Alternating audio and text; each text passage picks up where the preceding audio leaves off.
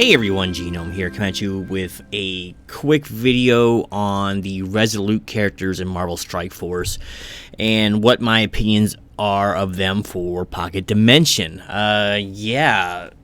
Looking at the roster, you gotta say, holy 2-year-old characters and plus Batman. What a crappy assortment of characters they stuck us with. It's no surprise. But the biggest surprise, well, it is a surprise because I think there's a lot of money that can be made off this, is the not running Omega Red's event before the launch of this thing.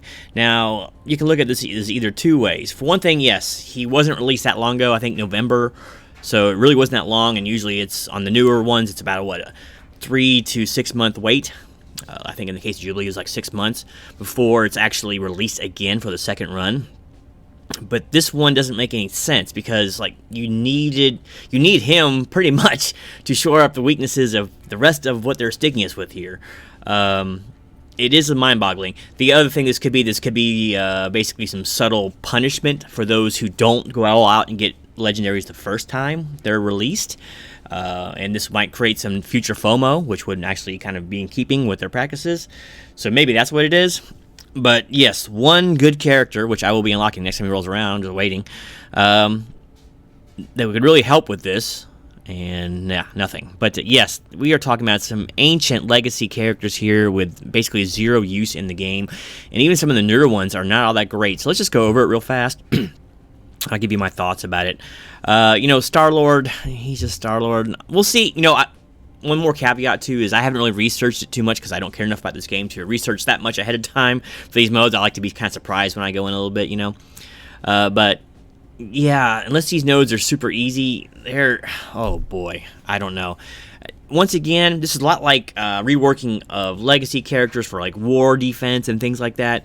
It's like they're just trying to make you build so wide in this game that you'll be forced to buy offers for, crappy offers, that is, for resources, because you're going to be so strapped on resources. And this is what this thing reeks of. Yes, I guess the rewards are pretty good for it, but it's not going to, negate the fact that you have to dump a ton of resources into a lot of really terrible characters in order to get these sweet rewards, right? So it's definitely a double-edged sword, and whatever. I'm very unexcited for this new mode, I guess it is, but well, time will tell. Maybe the nodes will be fairly low-tuned and it won't be too bad, but I'm not going to keep my hopes up. So anyway, Star-Lord's best days are well beyond him. I haven't used him since the GD2 days. He's super squishy, a good character with a good kit. It's just that his focus is too low, his health is way too low, and his damage isn't even very good. So I'm sure he'll be on the team just because I already have him at tier 13 from back then, and he's somewhat leveled, I guess, but time will tell. Him as an energy battery is really good, but I don't know, man. There's not a lot of protection on this team. Anyway, Cersei's a newer character. She's not all that great, though. I mean, she's okay. But without Icarus, I don't think she would make it on anyone's teams if it wasn't for Icarus, and she's not that good. Not really thrilled about her. Icarus would have been a different story. You can do some things with him, and you don't feel bad leveling him up, and a lot of people haven't leveled. I also happen to have never pulled any red stars on her, so makes her doubly bad. But at least it's a newer character, but she's probably gonna be mandatory. But yeah, whatever. Doc Strange, useless in this game. Interesting kit, but he's ripe for rework. I've actually done a video on how to fix this guy like a year ago, but I don't think it was enough. A lot of those videos were made pre-Silver Surfer and the incredible power leap that we've had. So yeah, he doesn't really bring a whole lot to the table. We don't really have a good auto taunt on this team, or even a good taunter, period. She-Hulk's close as we could got. We might actually have to level her to keep characters like Strange alive, but, we got multiple man, but, well, we'll see. It just depends what they got. So Doc Strange, really bad. Don't put anything into him if you can help it. Shuri, she comes and goes. It's just there's lack of better tech options or legendary options. The reason she hangs around this long. Her kit's outdated. A lot of what she does, like characters do, like on Spawn nowadays, with double, turn defense up and all that other stuff, and deflex and heals. She's got a decent kit, but yeah, I guess she's going to be one of your better options here, just because due to her speed. You'll need some survivability on this team, so not crazy about her, but whatever. You need something. Multiple man might be really good, depending on what the makeup of the nodes are. if you got teams that prey on killing things, like a Carnage kind of team or something like that, or any of the Axemen, yeah, this is a dangerous guy to use, man. He can be really good. He can take a ton of pressure off characters, spreading taunts around like he does with his dupes, but my goodness, sometimes it's so dangerous. So it wouldn't surprise me if they put characters that prey on, on killing stuff in these nodes. Who knows what they're thinking with this thing? Whatever. The character I most want to work on is Red Skull, because he's a really good character, and I actually have 6 reds on him too. I like to put that 6 on him, but who wants to spend the money, right? Because I don't really use him anywhere other than war. But I think he'd be really good in nodes like this because his summons are pretty strong. They scale with him, so that could be pretty good. So you're actually behooved to put stuff into him. His kit's pretty decent, gives a team-wide speed up, which is really nice. And like I said, he summons like up to 3 pretty good characters, and he does all right damage. He has some good utility. So he's a character I would like to bring up if it was just cheaper. It's just hard to justify bringing him up when I won't use him anywhere else. But I would like to, because he's a good character. I think he's a very under-the-radar pick for this mode. So if you have a high Red Skull, I would probably almost certainly recommend using him. Once again, watch out for characters who kill like weak summons and things, though. So watch out. Just watch him put Kestrel in there. I wouldn't doubt it. Groot, it's just Groot. I mean, he used to be pretty good just for the fact that you needed a cleanse and a defense upgiver, but his heal is absolutely atrocious. He's slow, but by virtue of having a cleanse, you might need him in there, because what else you got? It's gonna be cleansing in here. I don't know. Now, there's some cleanse on She-Hulk, but that's a whole nother matter. Groot, who wants to put money into him? I don't. She-Hulk, and when I say money, I mean resources. I don't put any money into this game.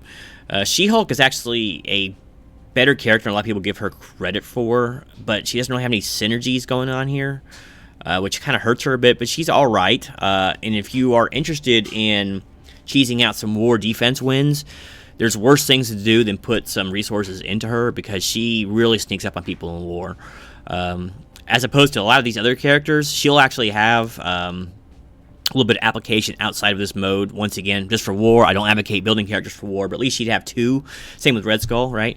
So she's not horrible, and she will sneak out wins, like I said, in war, even at this level. Because people go in there expecting to be able to cheese out wins with equal power teams against Fantastic Four and defense, and it doesn't usually work out too well. She-Hulk will obliterate teams like that, so you usually have to punch pretty far down on teams with She-Hulk. So keep that in mind, especially if you have a big Sue Storm. So, but not terrible. But man, you really don't want to put anything to her. The one good thing about her is that she's easy to get up to 7 stars, being blitzed and all that. And look what just happened. I got my restart. I'll be right back. I'm sorry, we seem to be having some technical difficulties. All right, I'm back, because even in BlueStacks, this game is not stable. It just suddenly just wants to close all the time. Yeah, anyway, so we left off at She-Hulk. Could be worse characters, but I mean, she's not great. Don't get me wrong, but you're very limited here. Black Panther is worthless outside of, like, Chaos Theory. There's nothing here for you. I don't recommend using him at all. Definitely don't buy his offers are out there right now, for goodness sakes. Miles is becoming somewhat raid meta, right? For the Web Warriors characters, but that's only if you're going to be getting all of them. He's easy to farm, so there's no rush on getting him if you don't have the other Web Warriors or don't plan on getting them like on first pass. So he doesn't really bring anything outside of it, a group disrupt or whatever, or not even a group disrupt, a multi-disrupt, but I don't recommend bringing him in there. But if you do plan on building Web Warriors, yeah, it's probably a good idea to build him up somewhat. But I mean, outside of that, I wouldn't bother because he's not going to be useful anywhere else. Storm just got reworked, but I've never liked her. I've always liked Psylocke much better in her slot for the Uncanny X-Men. And if only Beast would get some Uncanny help, or they get another healer in there, it can actually be a semi-viable war team. And raid team, to be honest with you. I'd like to actually use magic in her new drain mechanic in raids and see how well it functions, if it can keep up with what Axemen can do. I doubt it, but I wouldn't mind, because I actually have high reds on Colossus too. Yeah, I'm not going to put anything into her. She's old. Even with the rework, she's not going to be useful really anywhere unless you just crank her to the max, And that's only predicated by having really good magic too, by the way. So, yeah, no. Yondu, if it's war defense, who cares? Unless you care about war, I guess it's okay. Useless, completely useless. I haven't touched him since the day I started playing this game, obviously, at level 5, so just don't. Unless you plan on doing the Ravagers for whatever reason. Magic, I would like to work on her, because I like the Uncanny X-Men much better than the Axemen, but I can't afford to drop resources into someone. I have, all my characters are basically doing what they need to do without magic, so she's just a luxury item, if you will, and I can't afford to put resources in luxury items, not as a free-to-play player. So much as I would like to level up, and she'd probably be pretty good in there because she's at least newer, so she probably has better stats than most things. I can't really justify it. But if you have her and you've already worked on her, or decided you might want to work on her, she'd probably be one of the better additions. But then again, would you run her without Storm in that group too? Because without it, there's not a whole lot there. So, I don't know. Misty Knight, once again, war defense, who cares? I mean, you got a tech tag there, which is good, I guess, but there's got to be a new tech team coming along for too much longer. Misty, no. Just say no. Once again, another easy farm. A lot of Blitz Store characters in here, which is one of the few good things about it, but yeah, why? Misty, why would you use her? Why would you level her? Like, once again, if you're going to build up a hero for hire for defense, that's one thing, but so she's like She-Hulk, she'd have 2 uses. I'd rather use She-Hulk, because I hate heroes for hire. They're the stupidest design team ever, and that was it. They were totally designed that way to frustrate people and do paying for Weapon X, okay? So let's just get that out there right now. Just unlocked. Just unlocked Scarlet Spider, Ben Reilly, everyone's favorite clone. Oh boy, everyone hated that run. He's going to be a newer character. He's going to be raid meta once again. I don't know how well he's going to do outside of raids, like all the web warriors, but so he's probably one of the top 3 to level outside of Omega Red, if you have him. Because, yeah, he's going to have the newer stats, and he'll probably be a lot more useful. I don't know, but there's no one really to recommend here. So, basically, if we're talking about the top 5 of these Resolute characters to go in there, who I would recommend, it's so... I hate to even say recommend, because some of these characters are so niche, and you have to be, like, drowning in materials to even include that. Now, I am, like, very, very well stacked with some materials, especially training materials. Oops, I passed them. I'm a little bit... I don't have a use for them. As free to play, I think you typically drown in these things because you don't have enough gold to level everybody. It's the same thing. But I got plenty of materials. Some more gold I can get opened up or whatever. But yeah, so a lot of that is predicated on 2 things. How much you are planning to use this character, and other things like war. Do you care about war? Because a lot of these characters have some war tie-ins. And 2, how are your resources? And that's it. This is really the only prerequisites for these guys, because these characters are terrible, man. These are a lot like, I can't remember what event it was a few events ago, but boy, they had some of the worst, they have some of the worst characters in the game. Was it the Corky tag? I can't remember, but oh my gosh, it was bad. This might even be worse. Yeah, Cersei will be like your number 1 pick, just because by virtue of her being new, and she'll have a lot of use outside of this mode, so she's kind of a no-brainer, even though I don't think she's all that great without Icarus. Scarlet Spider, just by virtue of him being brand new, and he's going to have much better stats than basically everyone else on this list outside of Cersei. And, he will be raid meta for the foreseeable future.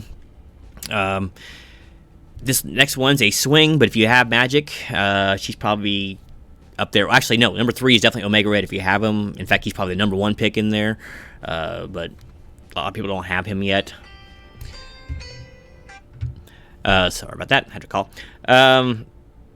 See, yeah, getting back to that. So, what, you got 2 more slots to fill? No, I'm going to say 3, because a lot of people don't have Omega Red. So, multiple man, maybe? Once again, it so depends on the makeup of the nodes. That's really it. If they have characters that prey upon killing things, he can be a serious liability, let me tell you. And heavy AoE teams, too, can really screw with this guy, because his summons die pretty easy, right? So he is a tentative 3rd, excluding Omega Red, of course. Red Skull would be my pick for that 3rd spot, but once again, how many people have really worked on him heavily? So I don't know. We're going to say multiple man, because you also can use him to unlock a legendary who's still somewhat useful. So yeah, multiple man, maybe like 3rd. I guess Shuri for the 4th. But when we get new tech characters, she's going to get left in the dust so fast, because they'll have some sort of healer. So For the fifth slot, I don't know. Maybe like this is so rough. She-Hulk or Groot or Magic if you have her and plan on leveling her. Oh my gosh, Groot's probably the most handy out of all those, but at least She-Hulk has a taunt on demand that you can use to take some of the pressure off some of these other characters. Oh man, this is bad. I want to say Star-Lord too. He's in the mix. Okay, let's just say Cersei. I'll go Cersei, Scarlet Spider, or otherwise known as Ben Reilly, Multiple Man, Red Skull, and Star-Lord. It's either Star-Lord, Groot, or She-Hulk. Take that, or sure, I don't know. This is almost impossible. Pick and choose what you want. Whatever you have high red stars on, or if you already have gear in it, go with that. All I can tell you is these characters suck big time, and let's hope this thing is weak, or we're going to be in some serious pain. And here's also hoping maybe they'll come to their senses and throw us the Omega Red event before everything starts. I'm not going to hold my breath on that one, though. So anyway, sorry this wasn't like a completely... or a video where I answer it completely, but I mean, outside of a few obvious ones like Cersei and Scarlet Spider, everything else is really in the air, and it really depends on you, how stacked you are for resources. And here's something else to consider too, is do a return on investment kind of analysis of the rewards of the Pocket Dimension, as opposed to how much resources you're going to have to put in to get characters to beat it. If it ain't worth it, and if you're not too terribly concerned about Scarlet Spider, don't let it stress you. Just don't worry about it that much. Do what you can do, but don't waste a lot of resources on these characters to try to beat the thing, because I'm sure it'll come around again, and maybe you'll have a better... At least we'll have Omega Red, right?